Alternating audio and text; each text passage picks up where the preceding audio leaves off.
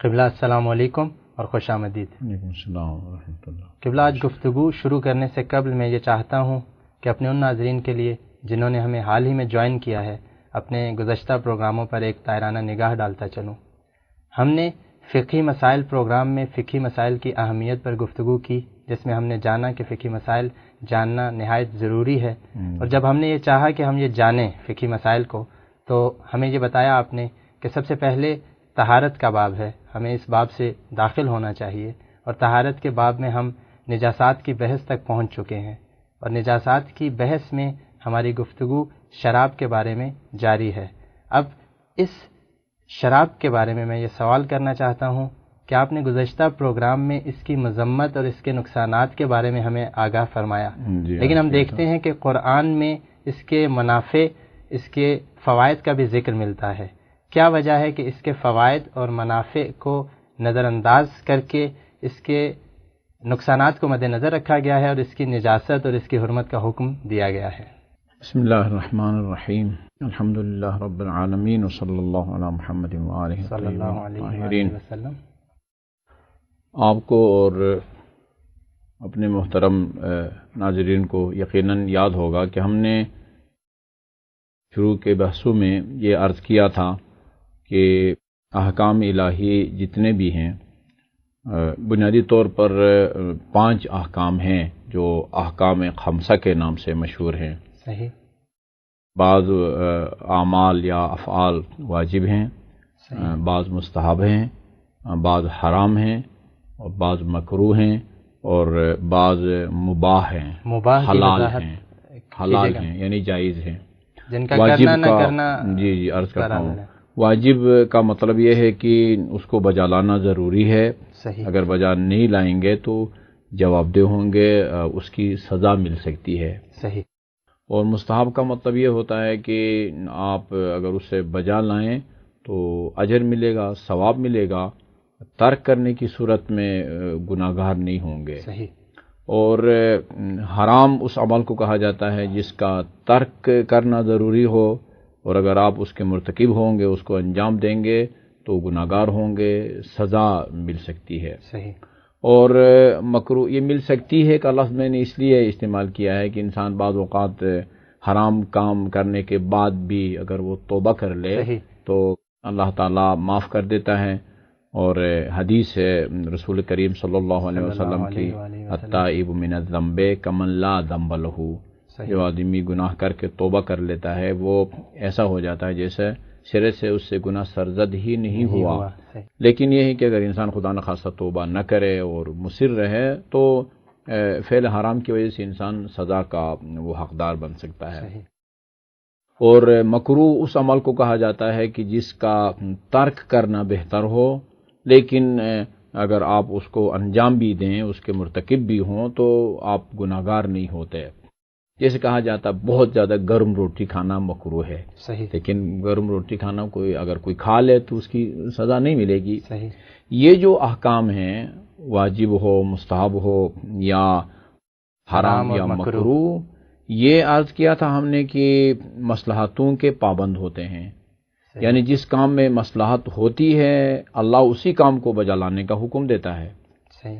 اگر زیادہ مصلحت ہو، ناگزیر ہو اس مصلحت کا حصول، تو وہ اللہ تعالیٰ اس کو واجب کر کے بجا لانے کا حکم دیتا ہے، اور اگر مصلحت تو ہو لیکن اتنی زیادہ اور ناگزیر نہ ہو تو مستحب کے طور پر اس کو بجا لانے کا حکم دیتا ہے۔ حرام اس کام کو اللہ تعالیٰ قرار دیتا ہے جس میں مفسدہ ہو، زیاں ہو، دنیا اور آخرت کا نقصان ہو۔ صحیح۔ اور مکروہ سے کہتے ہیں جس میں نقصان تو ہوتا ہے لیکن اتنا زیادہ نہیں ہوتا۔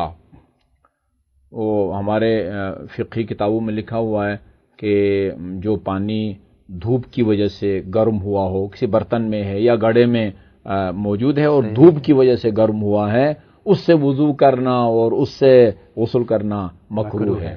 اس کا مطلب یہ نہیں کہ اگر آپ وضو کریں گے تو آپ کا وضو باطل ہو جائے گا، صحیح، آپ کا غسل باطل ہو جائے گا، نہیں، اس میں کچھ نہ کچھ نقصانات ہوتے ہیں۔ بعض روایات میں ہیں اس کی وجہ سے برس کی بیماری کا خطرہ ہوتا ہے، صحیح، تو کچھ نہ کچھ اس میں زیاں ہوتا ہے، نقصان، جس کی وجہ سے وہ اس سے روکا جاتا ہے اور اس کو مکروہ قرار دیا جاتا ہے۔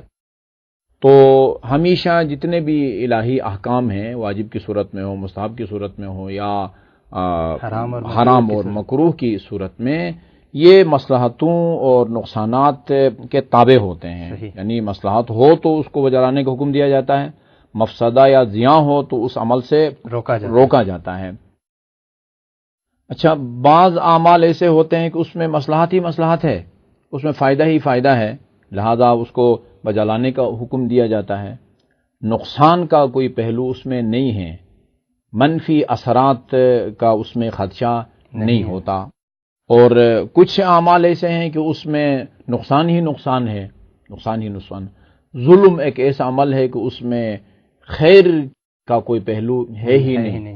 آپ کہیں کہ بھئی وہ ظلم برا ہے لیکن فلاں ظلم جو ہے اس کے کچھ مثبت اثرات بھی ہے، نہیں، ایسا نہیں۔ دنیا میں کہیں بھی کوئی بھی عقل مند انسان ظلم کو کسی اچھی نگاہ سے نہیں دیکھتا، اس میں برائی برائی ہے، منفی اثرات ہیں، ایک اثر بھی اس کا مثبت نہیں ہے۔ اور اس کے مقابلے میں عدالت ہے، عدالت ایک پسندیدہ صفت ہے، خاصیت ہے، اس میں خوبی ہی خوبی ہے، اس میں حسن ہی حسن ہے، اس کے مثبت اثرات ہیں، کوئی اس کا منفی اثر نہیں ہے، وہ نہیں ہے۔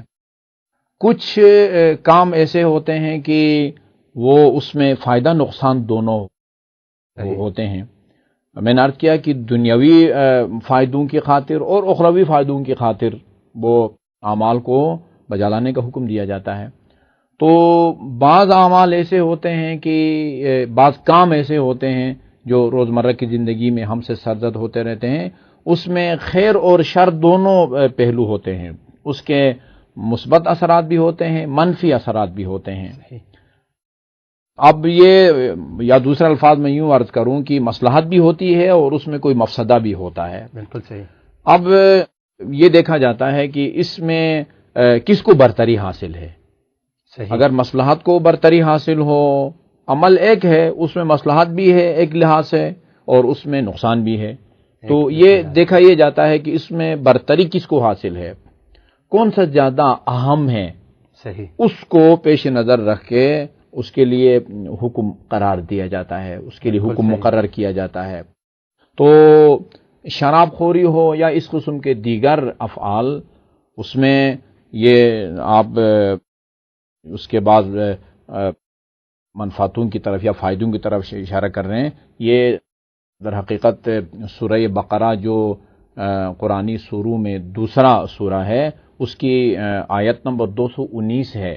صحیح۔ اس میں اللہ تعالیٰ نے فرمایا اپنے حبیب سے خطاب فرما کے یسألونک عن الخمر والمیسر، لوگ آپ سے شراب اور یہ قمار جوئے کے بارے میں سوال کریں گے، قل فیہما اثم کبیر ومنافع للناس، لوگوں سے کہیں کہ یہ دونوں بہت بڑے گناہ ہیں اور وہ منافع للناس، اور اس میں لوگوں کے کچھ فائدے بھی ہیں۔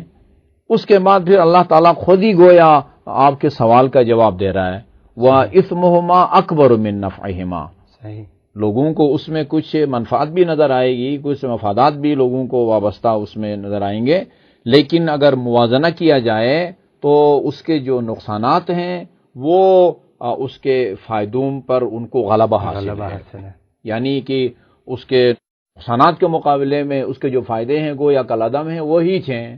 تو چونکہ اس کے نقصانات زیادہ تھے، فائدے بہت کم، اس لیے اس کو وہ برتری دی گئی، اس کو حرام قرار دیا گیا۔ اور یہ فائدہ بھی جیسے میں نے گزشتہ پروگرام میں عرض کیا تھا کہ اس میں یہ لوگوں کا خیال ہے، غلط فہمی ہے یا ناقص تحقیق کا نتیجہ ہے کہ کہتے ہیں کہ بھئی یہ بیماریوں سے علاج ہے۔ روایات میں ہے کہ اللہ تعالیٰ حرام چیز میں شفا نہیں رکھتا، منافع للناس دنیاوی فائدے ہیں، مادی اور دنیاوی۔ جی مادی، اور اسلام میں بہت ساری ایسی چیزیں ہیں کہ جن کے کاروبار کی اسلام میں ممانعت ہے۔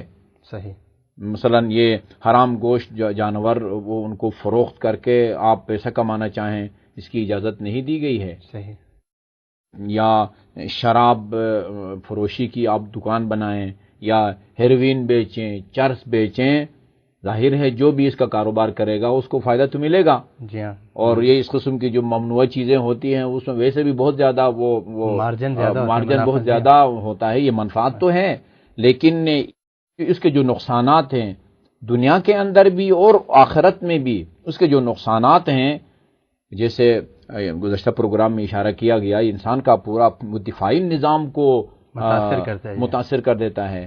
انسان کی شخصیت کا وہ عنصر کی جس کی وجہ سے انسان کی شخصیت ہے، یعنی انسان کی عقل، وہ اس کو ناکارہ بنا کے یہ رکھ دیتی ہے. بالکل. تو یہ عقل جواب دے جائے جی، اور آخرت میں انسان سزا کا حقدار بنے. بعض روایات میں جو شراب خور ہیں وہ پیاسے مرتے ہیں اور پیاسے روز قیامت حشر نشر کے لیے اٹھائے جاتے ہیں، اور پیاس کی حالت میں وہ ان کو جہنم میں وہ بھیجا جاتا ہے. یہ اس کے آخرت کے عذاب ہے.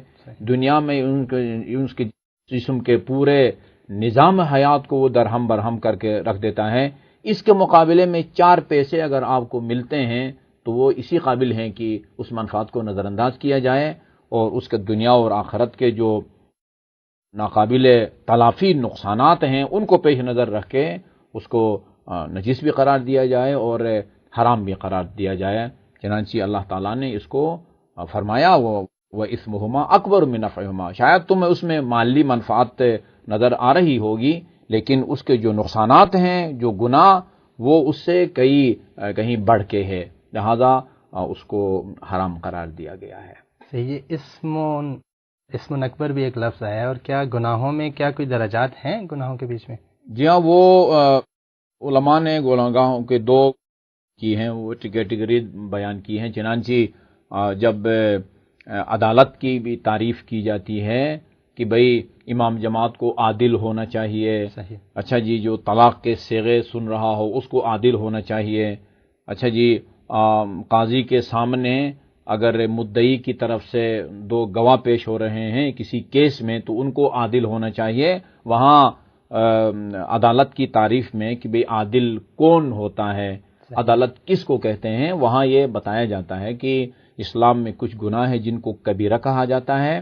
صحیح. اور عادل وہ آدمی ہے کہ جو ایک دفعہ بھی گناہ کبیرہ نہ کرے، اور کچھ صغیرہ گناہ ہوتے ہیں، چھوٹے گناہ بڑے گناہ. صحیح. صغیرہ بار بار ان کو انجام نہ دیتا ہو، اور کبیرہ کا ایک مرتبہ بھی وہ مرتکب نہ ہو. اور ایک تیسری چیز بیان کی جاتی ہے، اس کو ہم فقہ کی زبان میں خلاف مروت کہتے ہیں. اس کا مطلب یہ ہے کہ علاقہ اور زمانے کے لحاظ سے انسان اپنی شخصیت کے منافی کوئی کام نہ کرے. مثال کے طور